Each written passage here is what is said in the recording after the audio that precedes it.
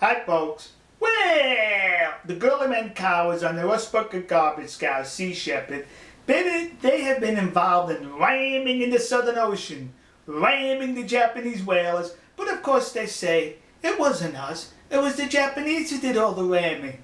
To which I have to say, really? Or as we say in Japan, Majikayo!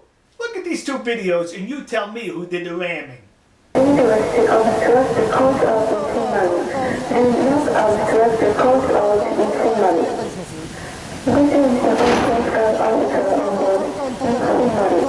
I warn you, it is very interested of selected cost of money and not of 来ました、危険な行為です、本船とタンカーに入ってきたボブバーカー、間もなく当たります。接触します。接触しました。接触しました。タンカー接触しました。ボブバーカー。 See, it's rather obvious. It was the Bob Barker, led by cabin boy Peter Helmethead, playing bumper boats, ramming into those vessels.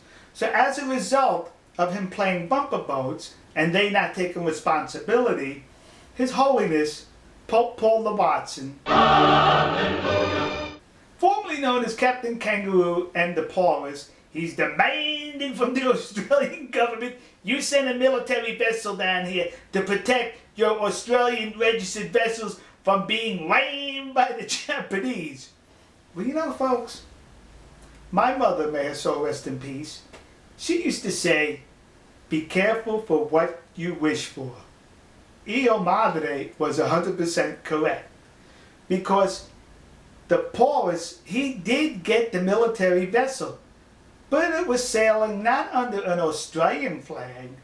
It was sailing under the flag of the rising sun. That's it, kids. A huge Japanese military vessel with a crew of 250 disciplined, well-trained military personnel, twice as many as the crew serving on those Rush Bucket garbage scows, filled with rambunctious, spoiled, bully, trust fund babies. That's it, kids. So, what do you think, what's his name, the Porous is going to do, His Holiness, the fugitive? He's probably in the bowels of the Steve Irwin, shivering in fear for being captive. Pretty soon we're going to see the Steve Irwin sailing out of those waters, heading for the safety of Australian waters, much as he did last year when he left cabin boy Peter Helmethead to continue his illegal dirty work. But here's what's interesting.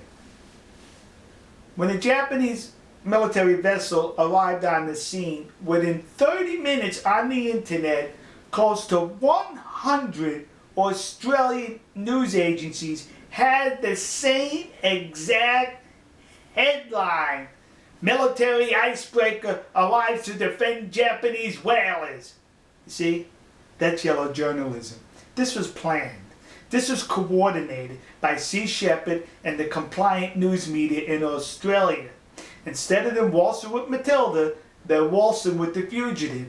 They're trying to work up the Australian populace to demand from the government they send a military vessel there to counter the Japanese military vessel. Well, the Prime Minister Julia Gillard of Australia, she said last week they were not getting involved. And you know as well as I do, before Japan sent that military vessel into those waters, they let the Australian government know as a courtesy, because whatever's going on in that water, the governments of Japan and Australia are allies. They're tied together economically and militarily. So as a courtesy, the Japanese let the Australians know what was taking place. See? This is getting interesting, folks.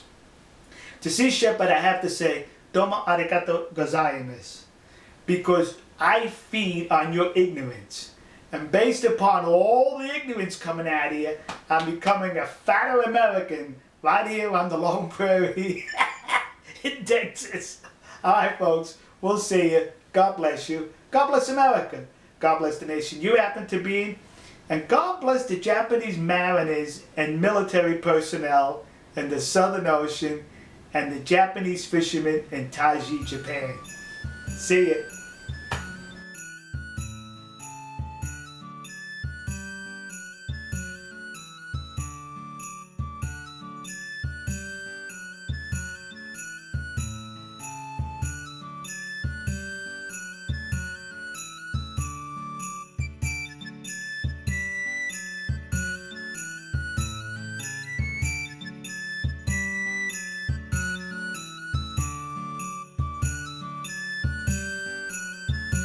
はははは